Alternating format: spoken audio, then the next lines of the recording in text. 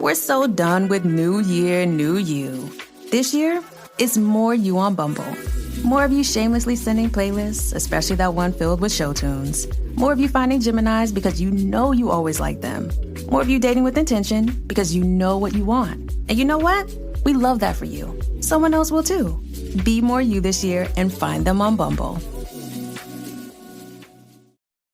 Your data is like gold to hackers, and they'll sell it to the highest bidder. Are you protected? McAfee helps shield you, blocking suspicious texts, malicious emails, and fraudulent websites. McAfee Secure VPN lets you browse safely, and its AI-powered text scam detector spots threats instantly.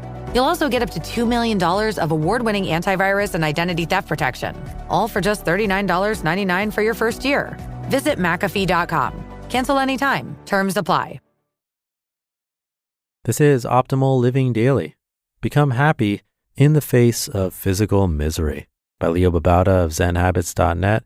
And I'm Justin Malik, your personal narrator, except on the extra Sunday bonus episodes. That's where I share an episode from a different podcast in the Optimal Living Daily network. Today's coming from my brother's show, Optimal Health Daily. You can find and follow or subscribe to Optimal Health Daily wherever you're listening to this. Now let's get right to the bonus episode as we optimize your life. Become happy in the face of physical misery by Leo Babauta of ZenHabits.net. Last week, I came down with a bad case of poison oak rash.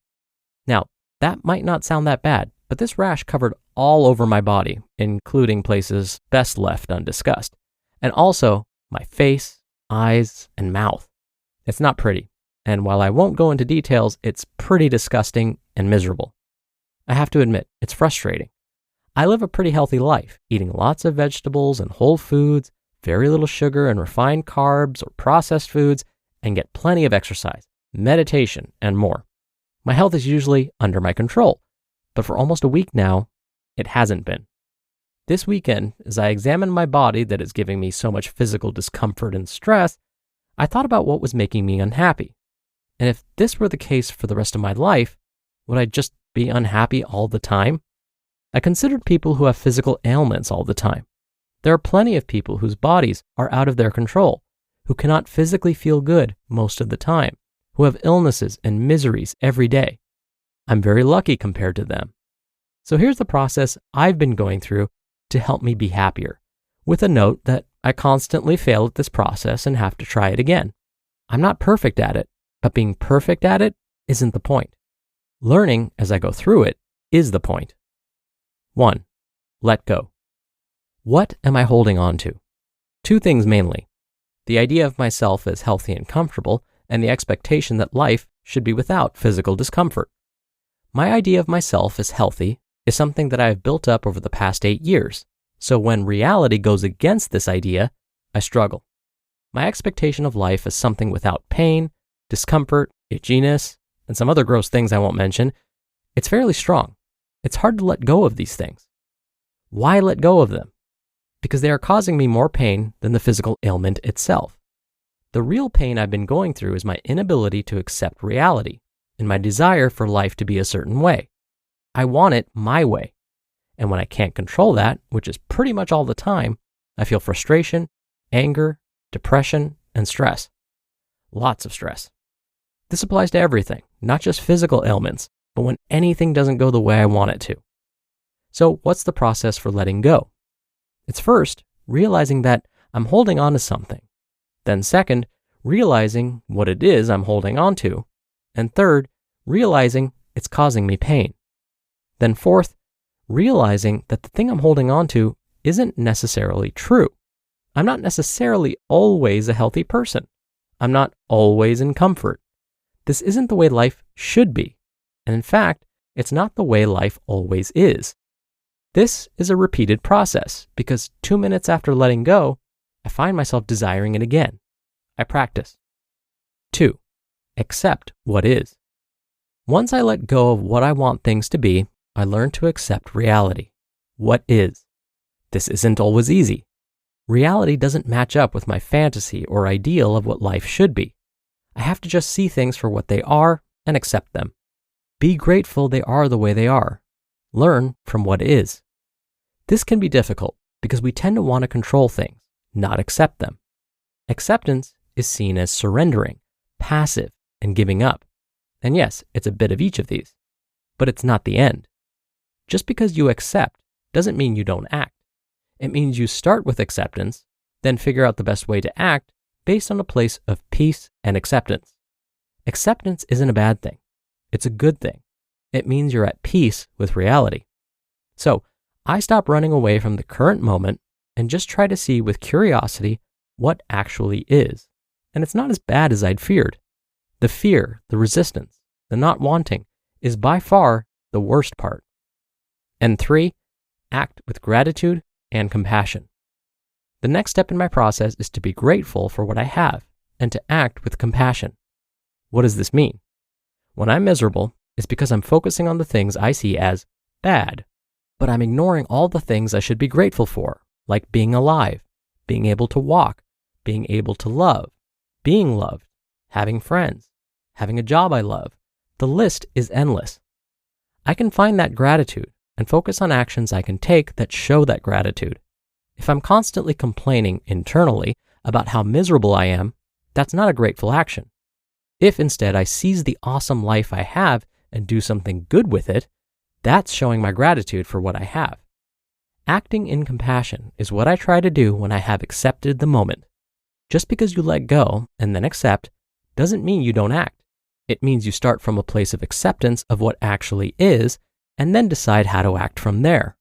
Compassion is my guide for how to act from that place. How do I act in compassion when my body is full of discomfort? Well, I can be compassionate with my body and take care of it. I can be compassionate with myself and give myself rest if I need it. Or I can be compassionate with others and stop focusing on myself so much.